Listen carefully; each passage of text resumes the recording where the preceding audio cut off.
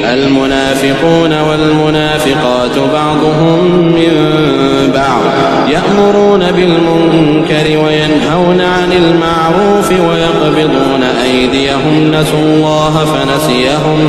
إن المنافقين هم الفاسقون وعد الله المنافقين والمنافقات والكفار نار جهنم خالدين فيها هي حسبهم ولعنهم الله ولهم عذاب